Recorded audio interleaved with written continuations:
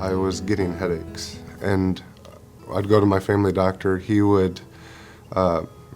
thought it would be either a sinus infection, ear infection, something like that, so I'd get antibiotics. And finally, after a couple rounds of antibiotics, I asked to see a specialist, and they sent me to Dr. Dempewolf. I first met Seth Anderson, obviously, when he came in to visit me with a problem he was having with his ear, he thought. The one thing that really stuck out to me is he told me that his teeth didn't feel like they lined up. I decided to get a CT scan, based on that. Essentially, almost that sentence that he told me. And the radiologist called me and said he thought everything was okay and there was not anything glaringly obvious when he was first looking at it. And so they were getting ready to go on their trip. And I came back from my office late that night when I was finished in the operating room. And you're always taught you should look at your own radiographs. And I knew I wanted to look at this one just because I knew what I was looking for. So the day before my family and I were leaving on vacation, he got back to me and said, "I think it's best if you stay around." So we did a biopsy of my lymph nodes in my neck, and ultimately found out it was a nasopharyngeal carcinoma, which actually was in the lymph nodes and then directly behind my sinuses at the base of my skull is where the main mass was located. And so we talked, and I said, this is how we're going to treat it, and this is how we're going to beat it, and this is what we're going to do, and we're going to be here with you every step of the way. A week after that, started treatment, and that was about a 9-month-long process with chemo and radiation.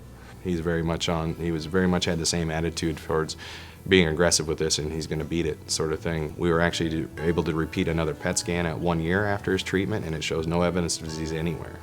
As of right now, I'm cancer-free. It's been just over a year now that everything has been clear. But it's very nice to be able to see him in a situation where it seems like everything is going very well at this point, and I have nothing but the highest of hopes for it.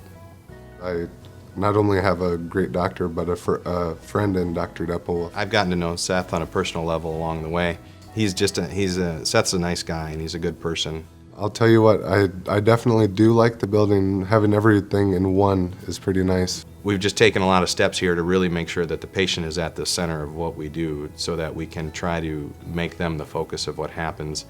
Within this building we have a myriad of services, multiple services. All of PCI has come together basically under the premise that we wanted to be able to provide multi-specialty care to a patient in a setting that was oriented around them.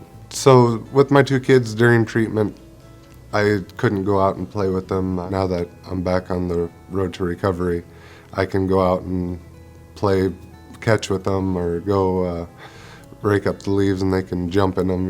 Everything's back to normal, so they're really enjoying having me back. My expectations have not only been met but exceeded. I mean, going into this process as a 31-year-old, not knowing what's going on, they made it as easy as possible. And even today when I go back for follow-ups, I'll go back there and they all come and give you a hug. And if I had anyone that I knew that was needing a specialist or any services that PCI offered, I would tell them if they didn't go there, they were crazy.